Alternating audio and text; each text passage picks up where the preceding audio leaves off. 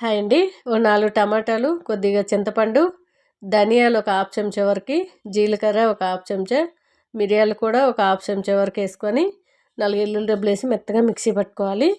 ఇవన్నీ ఆ మిక్సీ పెట్టుకున్నదంతా కూడా కుండలో వేసుకొని మీకు ఎంత పులుపు కావాలో అన్ని వాటరు, పసుపు, కాస్త సాల్ట్ యాడ్ చేసుకొని బాగా మరిగించుకోవాలి. చిన్న మంట మీద పెట్టి ఎక్కువ టైం మరిగించుకోవాలి.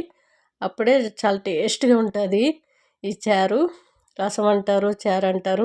స్టవ్ మీద ఇంకో కుండ పెట్టుకొని కొద్దిగా ఆయిల్ వేసుకొని మెంతులు, వాము, జీలకర్ర, ఎల్లుల్లి రెబ్బలు, ఒక ఎండుమిర్చి, కొద్దిగా కరివేపాకు, కాస్త ఇంగువ వేసుకొని కిందకు దించుకున్న తర్వాత ఆ మరిగించుకున్న చారు అంతా కూడా దీంట్లో వడగట్టేసుకోవాలి. చాలా టేస్ట్గా ఉంటుంది. లాస్ట్లో కాస్త బెల్లం యాడ్ చేసుకుంటే చాలా బాగుంటుంది. పిల్లలు కానీ పెద్దలు కానీ చాలా ఇష్టపడతారండి. ఒకసారి ట్రై చేయండి ఇలా. ఓకేనా? బాయ్ అండి.